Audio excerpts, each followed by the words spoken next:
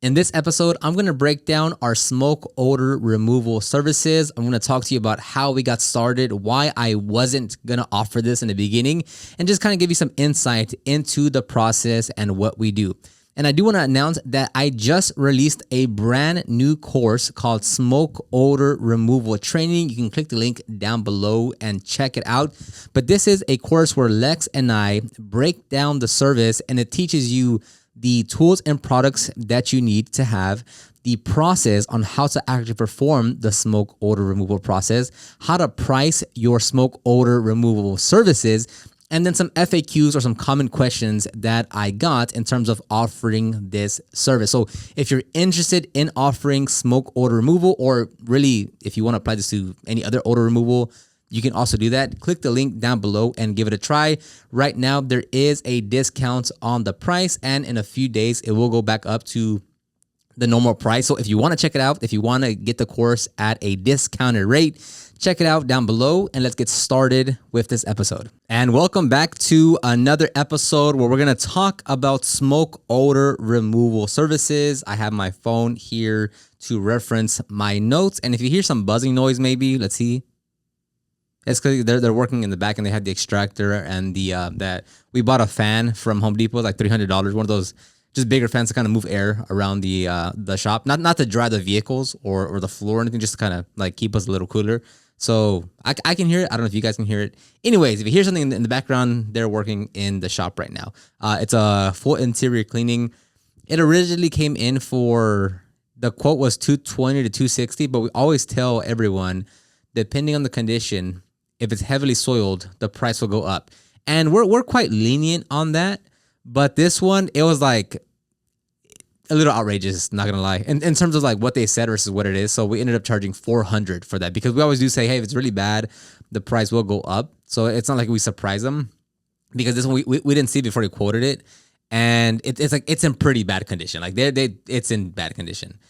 So that doesn't happen often where we increase it like that much. But this one is like, we'd rather not do it if we aren't going to charge the proper price. But that's just one of the downsides by not looking at it, is you can run into it. But that typically doesn't happen too bad where it's that much of an extreme. Anyways, let's talk about smoke odor removal now. So when we first started offering smoke odor removal, what is smoke odor removal? As it sounds, you remove the odor of smoke from the car interior. Pretty straightforward. Now, it's a pretty consistent service that we do. Like, not that we get one or two every single week, but I say consistent in terms of what I thought was going to happen with the service. It exceeded my expectations, right? Like, I thought maybe, once or twice a month, but there's been weeks where we get like 3 to 4, which is like a lot. Again, I'm not saying it's a lot in terms of, like you're getting work, or that, I didn't think it was going to be like, we weren't going to get any jobs, but more so I didn't think that it would be to that quantity at times, because obviously there's going to be ups and lows in terms of, 1 week we might get 3 to 4 in 1 week. And then, maybe for 1 month we get 2, so I'm just saying consistent in terms of like, it's not like a thing where we go months without offering the service. Like we stay pretty active with this service. So then the reason why we came to offering this service was because people kept on coming to us asking if we do smoke odor removal, and we'd always, let's see if the audio is a little. There you go. I adjusted the camera setting for those that are just listening to this on Spotify or something. So people came to us asking about this service of, hey, do you do smoke odor? Or maybe it might be another odor, like, hey, I have this whatever odor, can you remove it? And we'd always turn those away, not because we couldn't clean the interior and reduce the odor of it, or, specifically smoke odor. It's not like we couldn't, do that, change the cabin air filter, and like maybe throw a smoke bomb or odor bomb in there, whatever. It's just, we weren't going to be able to do that service to the level that we wanted to, right?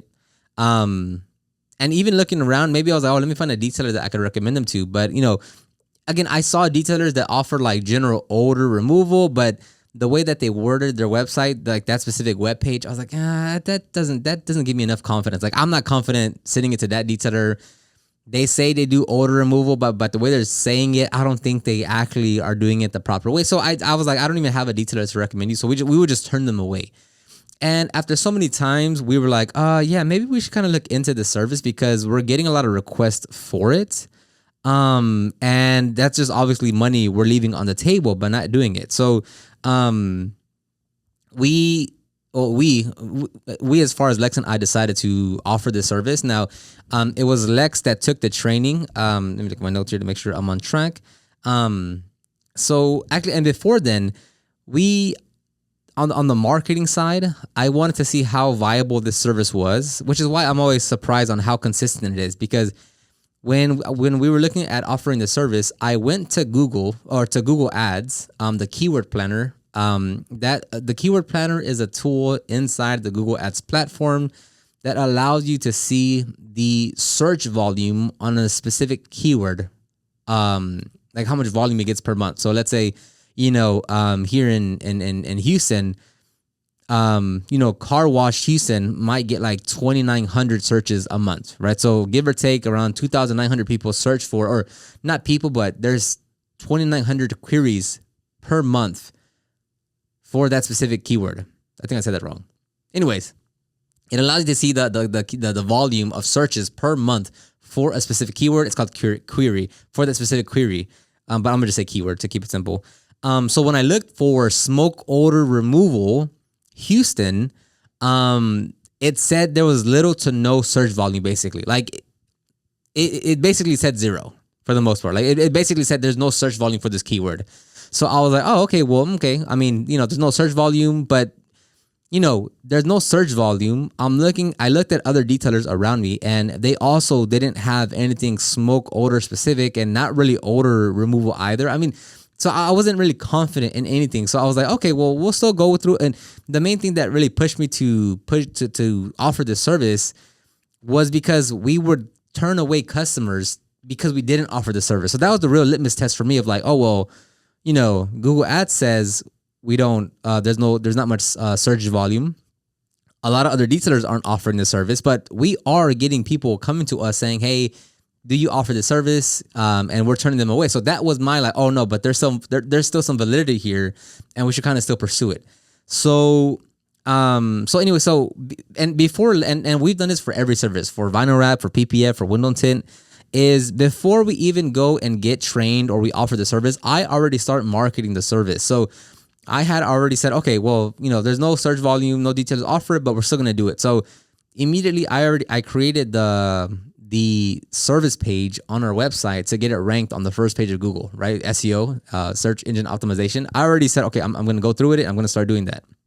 So anyways, once that's done, Lex goes and gets certified at, it's this organization called the IICRC, the Institute of Interior Cleaning and Restoration Certification. That's probably totally wrong. I don't know if that's exactly what it stands for. But anyways, they focus on commercial and residential cleaning of fabric materials, whether it be, from basic of like cleaning just carpeting, but like they get very detailed with the stain and type of stain and the machines and, all the different fabrics of what you'll find in residential or commercial areas. They get the chemicals, they break down fire restoration and smoke restoration and whatever. There's a lot of things that they go over. So we specifically took it's called OCT, the odor control technician. And in that class, it covers removing odor, one of them being smoke odor. Now there's another class that's the fire restoration something. So IICRC is not detailing related. Like it's for homes and residential offices, right? Or commercial and residential cleanings. So we took that 2-day class. I think it was like $300. I think somewhere around there. This was like during COVID, I think. It was a $300 2-day class all through Zoom. So we didn't go anywhere, which I'd rather not go in person. Like I'm glad it was just over Zoom. And I think most of the trainings are through Zoom or something.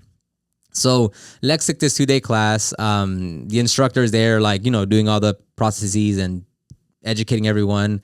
And that's where we learned the proper methods of smoke odor removal. So we took what was a residential home smoke odor removal training class, and we distilled the information to apply it to cars and detailing, right? Because there is a little bit of a difference in terms of the machines or the capacity or the process that you do based on like how you're cleaning it from a home to a car. So it's not like it's meant for home cleaning. Like he is certified, technically.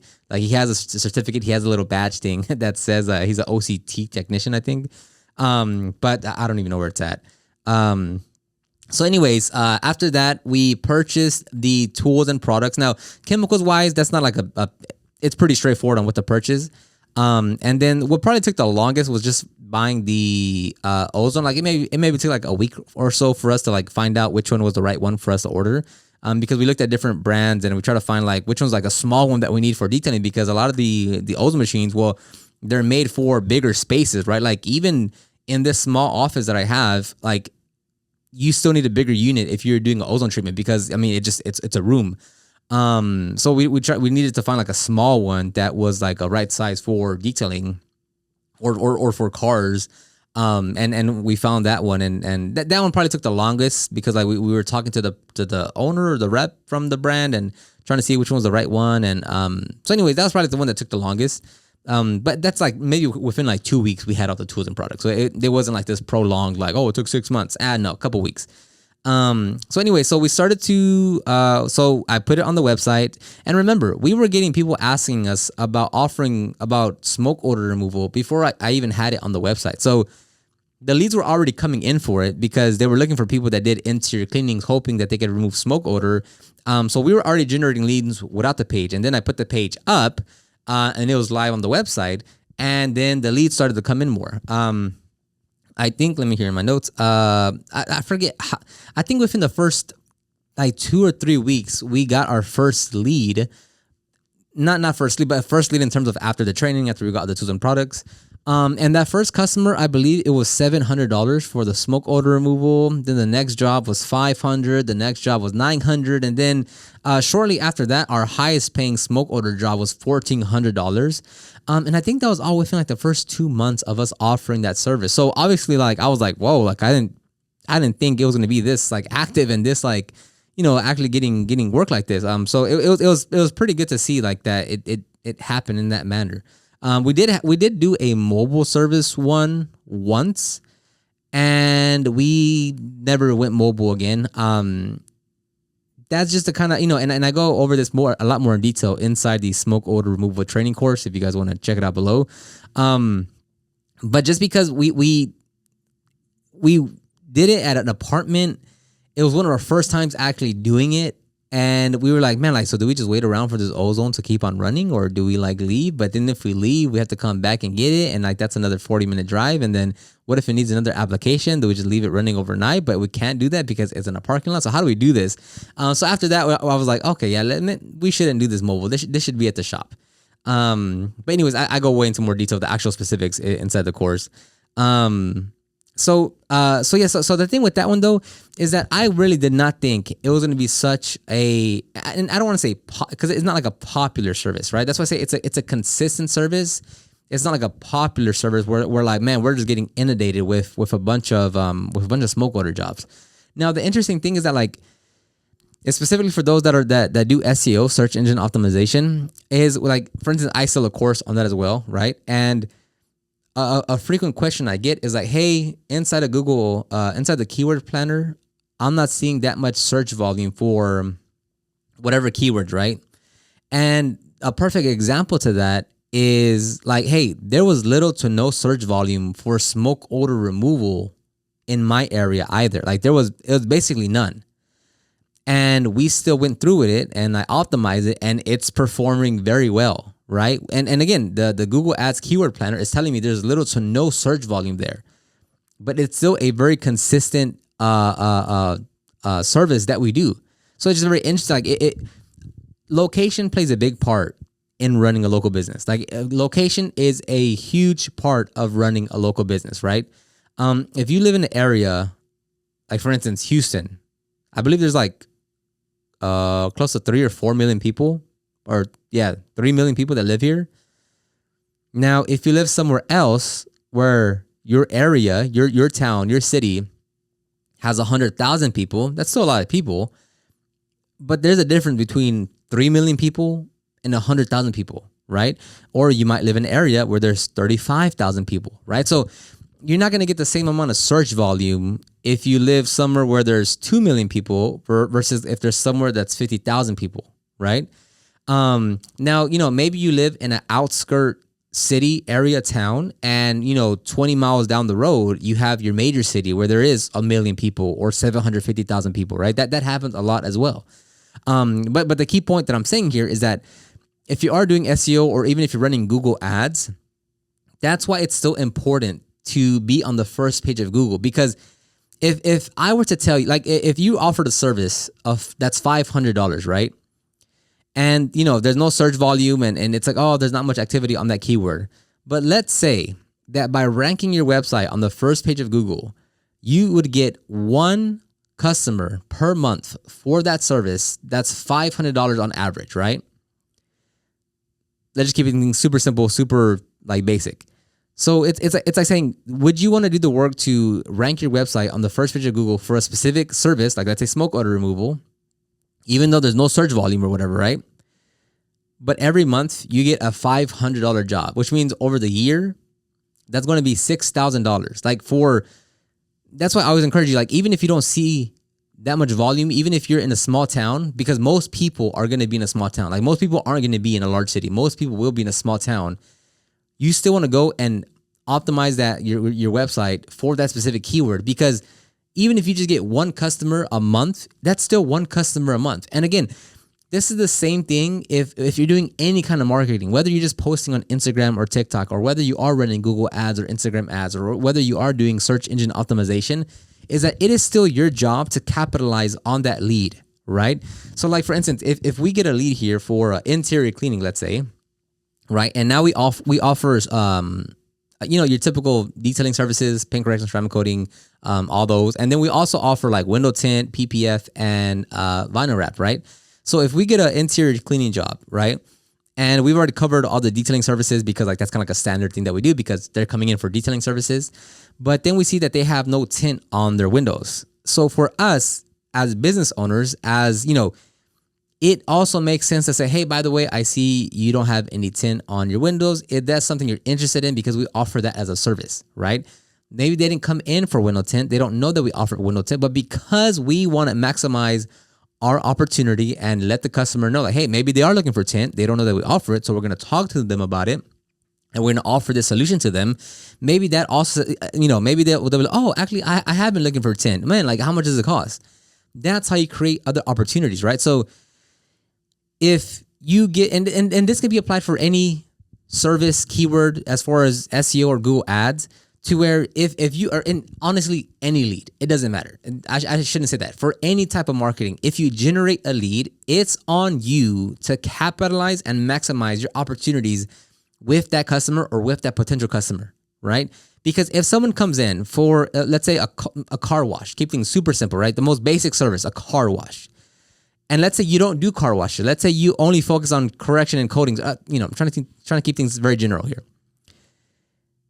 It is on you as the business owner, as a salesperson, as a professional to say, even though this person is coming in for a car wash, is there a way that you can upsell to a wash and wax, to a correction and coating, to a window tint, right? Like they're here already in your business. They're talking to you. They know who you are. Like they see you. They read some stuff on your website or saw your Instagram. It is you as the business owner to say, okay, well, what other opportunities can I present or what other ways what other solutions can I offer to this customer, to this potential customer, to one, solve more of his problems, but then two, like it's also an opportunity for me, right? Like you have to create these opportunities in your business. Like you have to be the one that has the systems in place to say, okay, hey, if this type of customer comes in, like here are the other things that we can offer to see if they need it. Because I mean, there's a lot of your customers probably don't know all of the services that you offer, right? Because maybe, they're coming in for, a correction and coating, let's say, and you just started offering tint and it's on your website maybe, but maybe they just read your specific page on paint correction and ceramic coating and they didn't go look anywhere else on your website. Or maybe they found you on Instagram and they saw your correction and coating videos and they didn't realize that you offer 10, right? Like it just, you have to let the customer know, like they can't do all the work for you, like once they're in your door, it's up to you to really see what they need to listen to their problems and see how you can best offer a solution to them.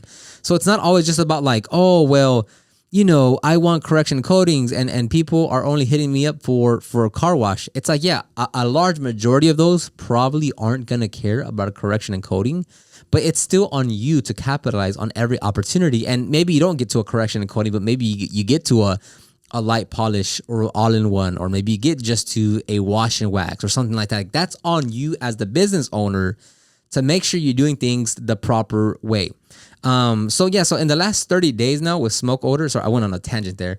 So in the last 30 days, it's still very consistent in terms of, we booked in 6 smoke odor removal jobs. In total for those 6, it's $3,500-ish. Now they're not all going to be specifically like 500. I kind of just tallied them up and then just kind of wrote it down in my notes.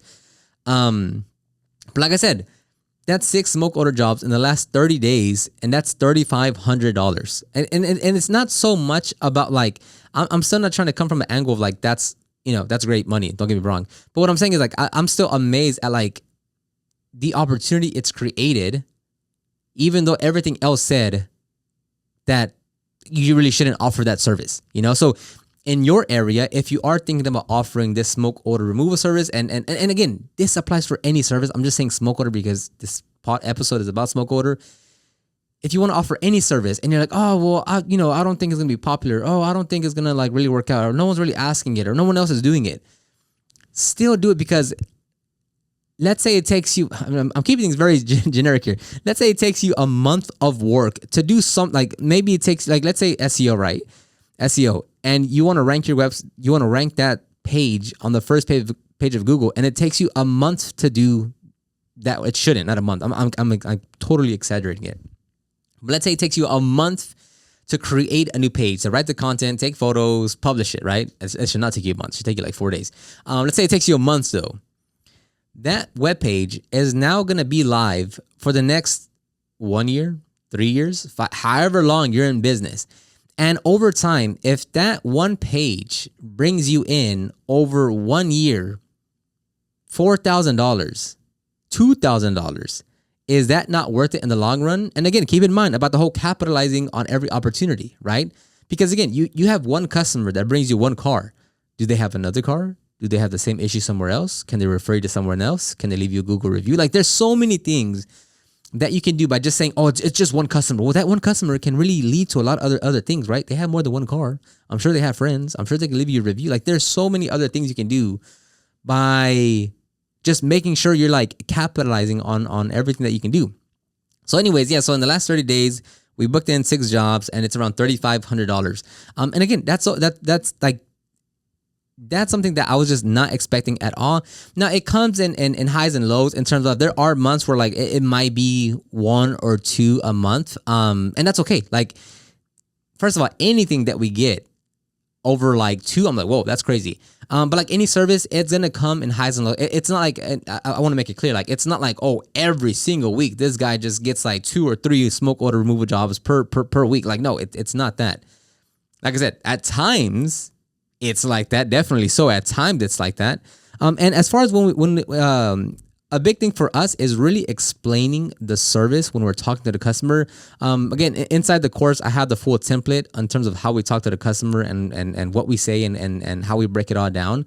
But a big thing with that is like, I want to make sure the customer fully understands the difference between, because there is a difference between cleaning an interior to make it look better and then removing an odor from an interior. Those are 2 different things, because you can clean a dirty interior and the odor still be there. And there's a lot of times where we get an interior that's like objectively clean. Like, our before and afters are literally the same, but the odor is still there and we have to remove it, right?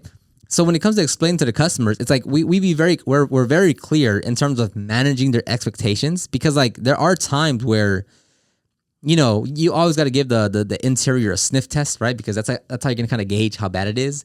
So you give it a sniff test, and you might be like, oh, this one's like a 2 out of 10, like it's not bad at all. And then oh man, this is like a 10 out of 10, like this is terrible. And again, this is applicable to every service, to where if it is like, let's say, an 8 out of 10 sniff test, right? As far as like that's how bad it is, we'll upfront tell the customer, hey, like we can significantly improve it. The interior will look a lot better after we're done, but this odor is probably going to be here after we do all our treatments. Like it'll reduce it dramatically, but by you telling me it's been there for over a year, your interior itself is in bad condition as well. That like, as we can do all that we do, we can thoroughly clean it, run the ozone, change the cabin air filter. But man, like I just think at this point, like we won't be able to remove everything. And it's about managing expectations, because if you don't, and again, applicable to every service, if you don't manage the expectations, they're going to assume something in their head of like, oh, well, they're going to, it's called smoke odor removal. So they're going to remove the smoke odor, right?